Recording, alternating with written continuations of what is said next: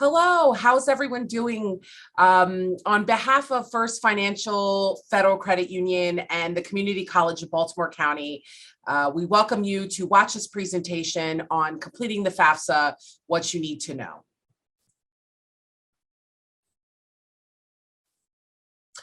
What is financial aid? Financial aid is something that most people consider just something that they might have to pay back.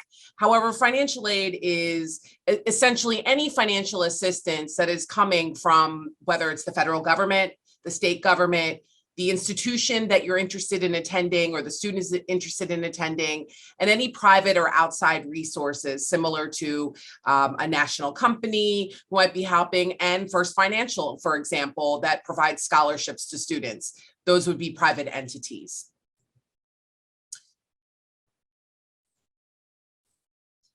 Types and sources of financial aid consist really of two main buckets, what we consider need-based aid and non-need-based aid. When we look at a formula that each school uses to determine financial need, which we'll talk about in the next slide, however, based on what is left in the student's need calculation, determines sometimes what a student is eligible for. And the same thing applies when there's no need. It depends on the type of eligibility a student may be able to receive for that academic year. If you look in the center there, you'll see a circle and you'll see all these beautiful colors that identify the types or the sources of financial aid. Federal grants are a huge part of what most students rely on to pay for their education. And then we're going to jot down to where it says federal work study. That's another type of federal assistance where the student has to show need in order to be eligible for work study. There are also state grants and scholarships. Maryland has a very hearty program where we have lots of grants and lots of scholarships and also loan repayment programs. It's a wonderful, robust program for constituents of Maryland. And then there are loans, which again, that seems to be an area where more than ever becomes a problem for students after they graduate. So that should be something as a last resort. Institutional grants and scholarships, many schools across the United States have lots of opportunities for institutional scholarships and grants. And lastly, private scholarships and loans. There are some private scholarships, like I mentioned earlier, and also there are private loans. Private loans are something, again, as a last resort, should be an alternative to paying for education should the student need it. As I mentioned, the non-need-based and need-based buckets in the previous slide, the way that a school determines what a student has as far as need is concerned is by using this formula. So if you take a look at the picture below, you'll see the first kind of column says cost of attendance, and each school determines what that cost of attendance is. It typically includes the tuition, the fees, the books, the supplies, and some other things like room and board, transportation, and personal expenses. So the cost of attendance at each institution is going to differ. So again, you're going to see that that number is going to be very different, say, for example, at CCBC versus University of Maryland or Towson University. And then we take that amount and subtract it from the family contribution. What is the family contribution? The expected family contribution, which is listed in the second bullet of the slide, is a number that's calculated by the Department of Education. So when the student completes their FAFSA, it's taking a look at all this information. And there are other contributing factors like household size, the number in the household that is attending school, untaxed income. There's other variables outside of just looking at income. And they take that from the cost of attendance, and that's where the calculation of need comes from. So it's not a matter of whether we believe we have need or that we believe we're eligible for need-based aid. This formula is used at every institution to determine what kinds of aid a student may be eligible for, whether it is federal, state, or institutional. You've heard me refer to the FAFSA already, but if you aren't sure what the FAFSA is, it's the free application for federal student aid. Every school requires completion of the FAFSA. In fact, more than ever, most programs require the completion of the FAFSA, since it's a basis of making decisions regarding financial assistance across the board. And every year the FAFSA is available October 1. So it will be in a couple months that the 2023-2024 FAFSA will be available for students to complete. The most important step for completing the FAFSA is gathering the username and password. So each student will need to create an FSA ID and password. So families, if you have any twins or triplets or anything more than triplets, each student will have to create an FSA ID and password, and the parent will have to. So if you're a two-parent household, only one parent needs to create the FSA ID and password. If you as the parent are currently a student in college yourself, you can use the same username and password used to complete your own financial aid process. And I would say that if you created one a long time ago, you should try to reinstate your username and password. This can become a very frustrating part of the process, but I would recommend, even before the FAFSA is available on October 1, is to start this process now, because creating a username and password has no expiration date. So at this point, you can go ahead and start that process now. And you can go directly to the website, but you can go to FAFSA.gov at any time, and you can also access the username and password process through there. Some important documentation and information to gather before completing the FAFSA. Of course, I just mentioned the username and password, which I should mention is also used to electronically sign the FAFSA. That is another reason why it's important.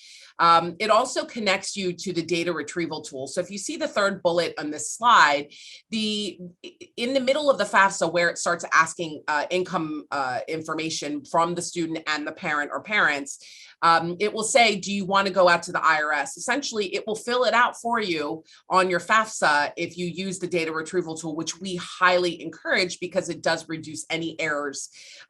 Also, if you are required to turn in any paperwork at the school may waive the requirement for submitting the tax returns because you use the IRS data retrieval tool. So it is really essential and highly encouraged for you to use the data retrieval tool. Also, every school has a unique identifier so that the FAFSA information can be sent there. For example, I've provided CCBC school code. It's 002063. And every school has this code. It could be a set of alphanumeric, but mostly numeric.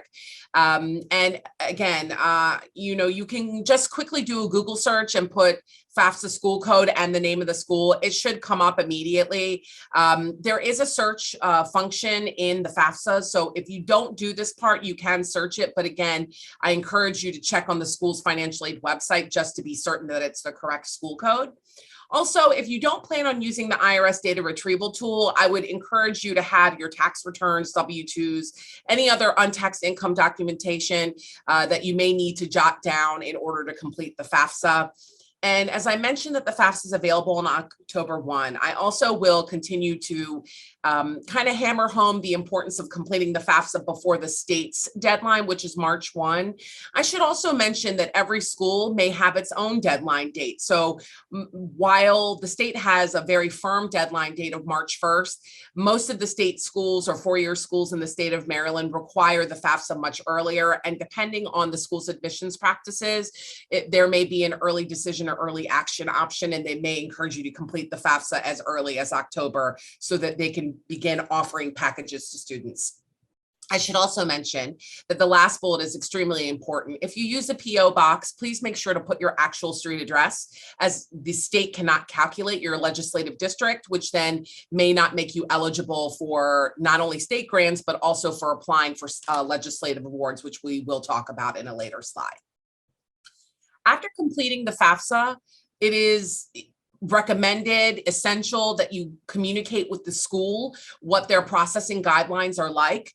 For example, when a student completes their FAFSA, it could take up to 1 week before we receive those results at CCBC. So a good question to ask the school would be is, when should we contact you after submitting the FAFSA regarding any documentation that may need to be submitted or supplied to the school? You should remember every school has their own process. So some schools may have their own online portals for students and parents to be able to access. So I would recommend checking out the school's financial aid website or contacting them. And many four-year schools, the admissions representative can also assist you with answering a lot of these questions. Outside of the deadline dates, which I did discuss in the previous slide, some schools may require something called a CSS profile. The CSS profile is essentially used by schools that have endowments or money that they want to award to students that are truly eligible. And since the FAFSA is limited in the types of questions it may ask, the school may require the student to complete the CSS profile. Again, I would check with the admissions representative at each institution, or you can check their website. I will also tell you there's a unique school code used for this as well. If you use the CSS profile link that's provided here in this presentation, it should guide you to the list of schools and what those school codes are. There is a charge for the CSS profile. There are some students that would be eligible for a fee waiver. Again, check the website for those details. After submitting the FAFSA, sometimes there are things that have changed since the tax information that's provided on the FAFSA is 2 years prior. Things may have changed, especially with the global pandemic that we've experienced for the last 2.5 years, or there could be other reasons. You would need to speak to the school directly, and each school, depending upon which school you're interested in actually attending, where you might have to provide additional documentation for the school to do a review, which they essentially override the information that was submitted on the FAFSA. The financial aid administrator would override it. So we've talked about what financial aid is, essentially how financial aid is calculated by the school. We've talked about how to complete the FAFSA, and we've talked about strategies and important guidelines and information in order to start this process and to see it through and to also communicate with the school.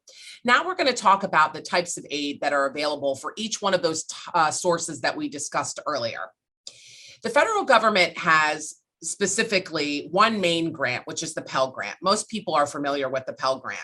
For 2022-2023, the maximum eligibility is listed there for $6,895. That would be for the year, and this is also for students who have an expected family contribution, or EFC, of 0.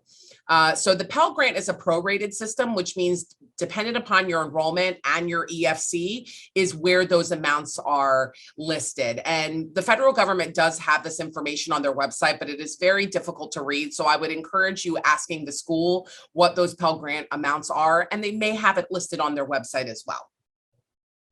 The Supplemental Educational Opportunity Grant, or what we refer to as SEOG, is also a federal grant. The only difference between the Pell Grant and SEOG is that the federal government gives the SEOG funding to the school, and the school awards on their behalf. So you would want to check with the school to see what their awarding criteria is and how they award this. I will say that even though the school can award up to $4,000, they probably will not, only because they would like to assist as many students as possible. The Iraq and Afghanistan Service Grant is treated like a Pell Grant, and essentially if a student is not eligible for this grant, a typical Pell Grant, then they will be identified through the Department of Defense on their FAFSA, and the student will be identified, and then if they're eligible, then the school can award that.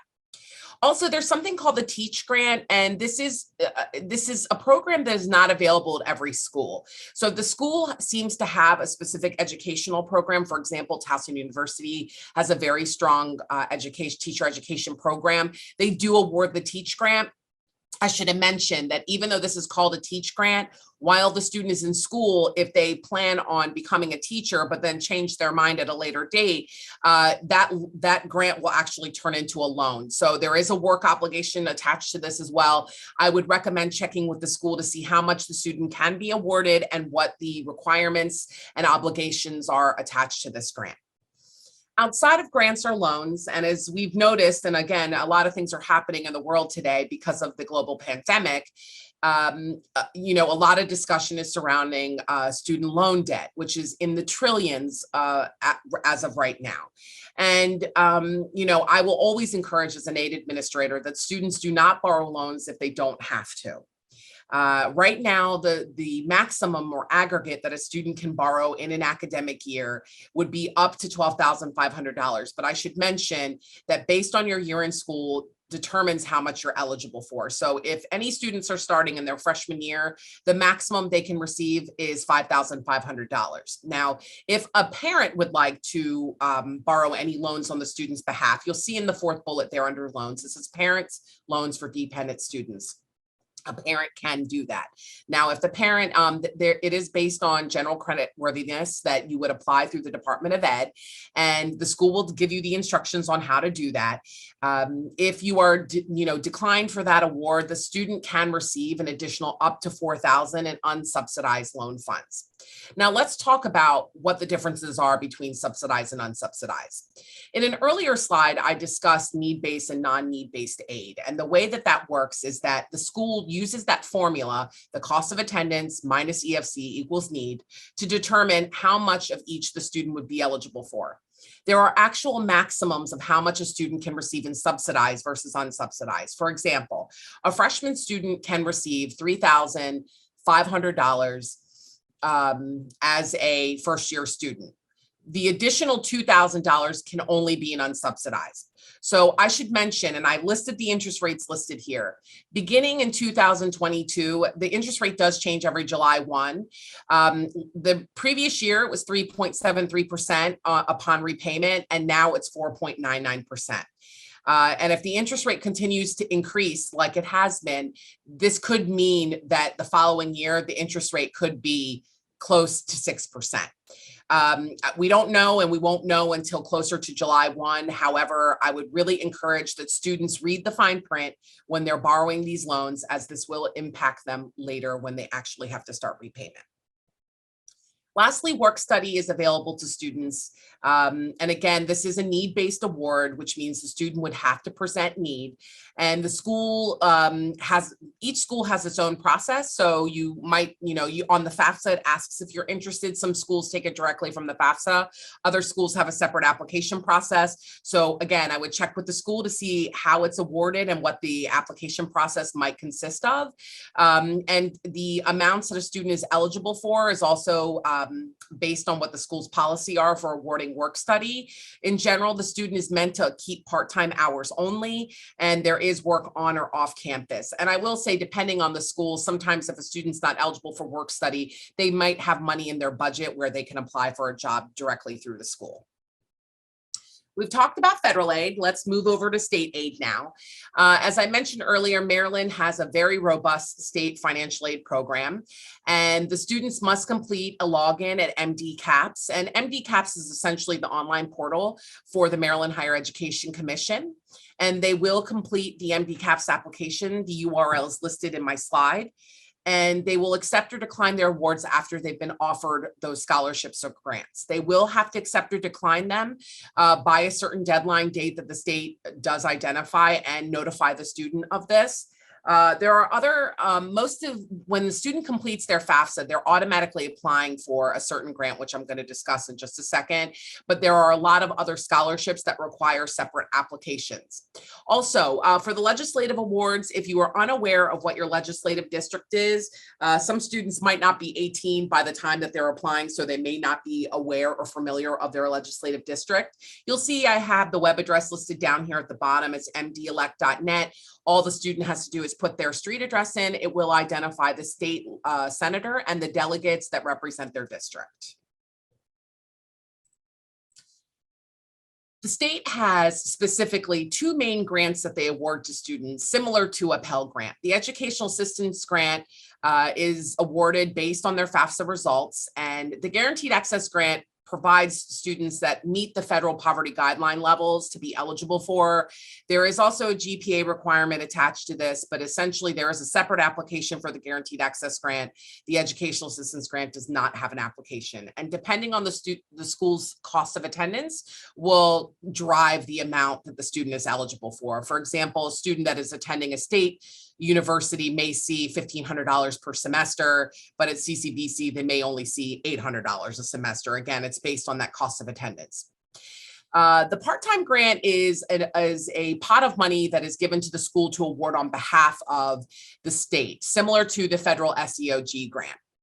Students cannot be full-time to receive this, and depending on how much they're eligible for, they will be offered or guided by the school. For example, at CCBC, we use our Academic Works application, which is an online scholarship application, and that's what we use to award.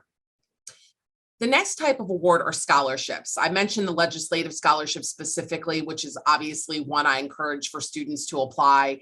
The senatorial is a renewable scholarship, which means when the student receives it, they typically are eligible up to 8 semesters, which is 4 years. The delegate scholarship requires a student to apply every single year. So I should mention that both the senatorial and delegate scholarships, each legislative area typically has 1 senator and 3 delegates that represent their district. So I would recommend, after you go to mdelect.net, is to identify that each district handles this pot of money very differently. Some senators and delegates give it straight to MHEC to award on their behalf. Some delegates, if there's 3 in the district, might gather together and award out of 1 pot of money. And again, I should also mention senatorial awards are typically based on need. Delegate awards do not require need. I would say around January of every year, I would, and depending how long the senator and or delegate has been in office, typically they have the applications on their website and there's a way to download them or submit them online. If not, you will have to call their office and request an application. And I would check in around January and see, when the application may be available. Again, each senator and delegate has their own process and different timeline in order to apply. There is another scholarship. If a student decides to come to CCBC, for example, and they earn their associate's degree, the state does have a 2+2 transfer scholarship. So if they finish here at CCBC, they can transfer depending on their major. For example, if they're a general studies major, they can get up to 1,000. But if they're in those specific fields where there's critical shortages, for example, sciences or maths, then a student can receive up to $2,000. So I would highly encourage students to look at this later on if they plan on coming to CCBC. There are other opportunities. If a student is interested in going to a proprietary school similar to a Lincoln Tech or a beauty school, there is some money available to students through the state of Maryland. Specifically the Jack Tolbert, and there are other career and occupation. For example, if we talked about the Teach Grant, there are other types of opportunities through the state as well. Again, they require separate applications. I would check the website and get a full breakdown. There are also tuition waivers that the state of Maryland has, for example, the foster care waiver, unaccompanied homeless youth waiver.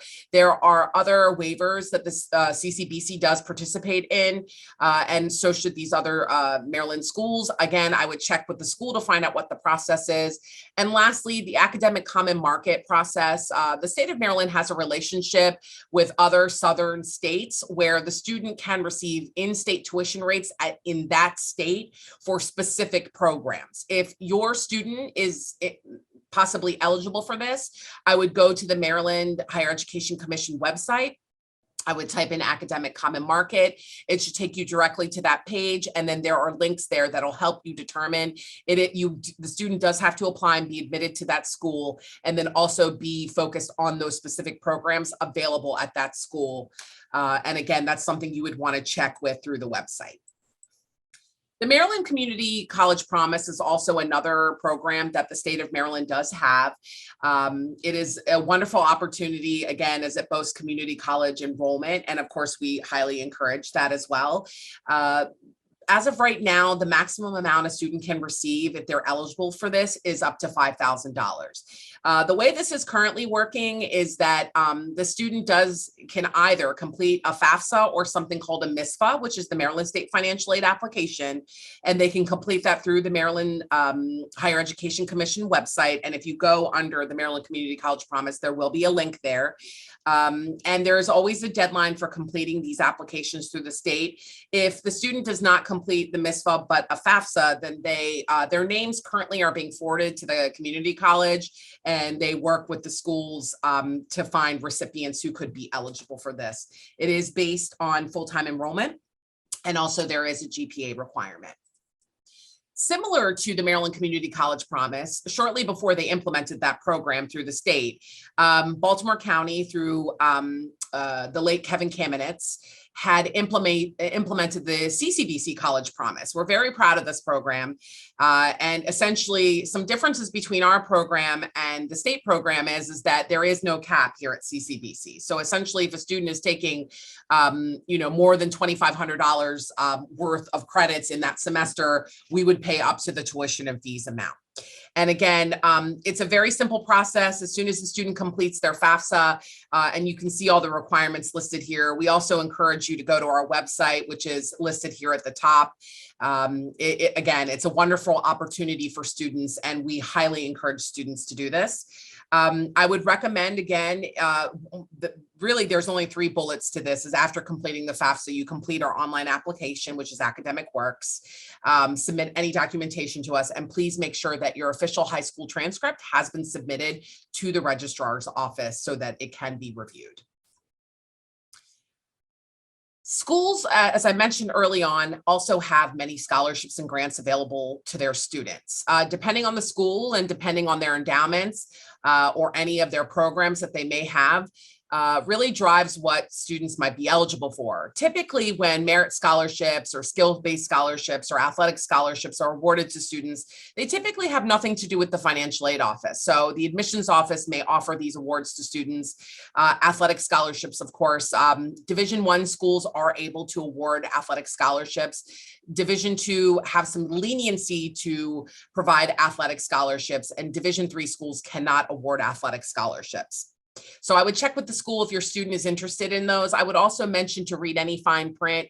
If the student is injured or is not able to complete or decides no longer to participate, they could lose that scholarship. The same thing applies with merit scholarships. Typically, there are GPA requirements, and if the student falls below those requirements, they could lose their scholarship.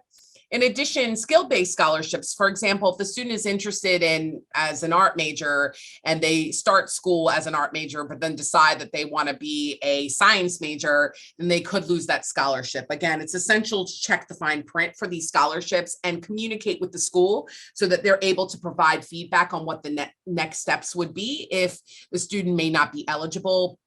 I would also check with the school to see if there's separate application processes or documentation that's required. For example, the art department might want to look at the student's portfolio, or there could be a musical audition. Of course, transcripts are typically needed for merit scholarships. Again, check with the school, check their requirements, and check those deadline dates. Outside of the school, there's also outside opportunities. I would recommend students taking quite a bit of time to research these outside scholarships. I should also mention that outside scholarships, that means pretty much anyone across the nation is also looking at these, which means they may be more competitive, and that may mean that it could be harder to receive them. That's not to discourage anyone. I definitely believe that if scholarships are out there, students should apply. And there could be various requirements like completing a essay or providing a transcript or doing an interview. There could be various opportunities. I would also check with your school counselor. I know in Baltimore County uses the online software. I think it's called Navient.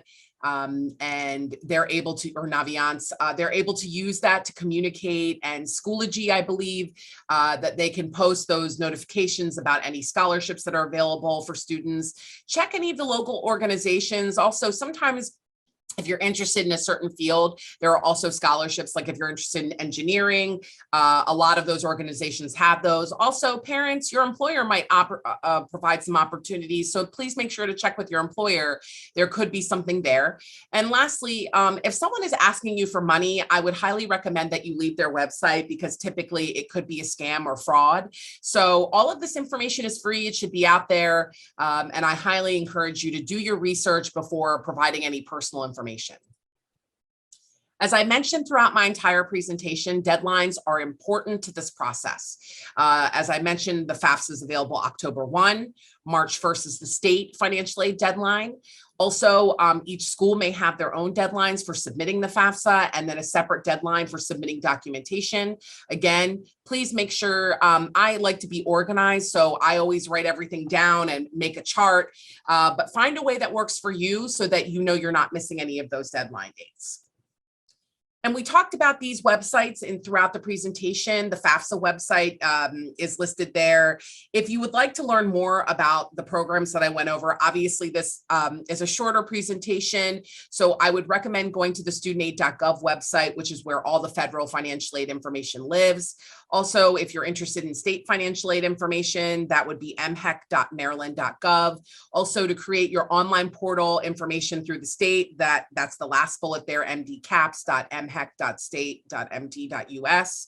And that's how you can access your state information.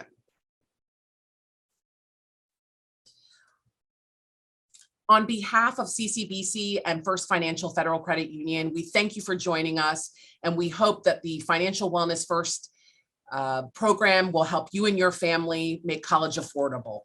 Thank you.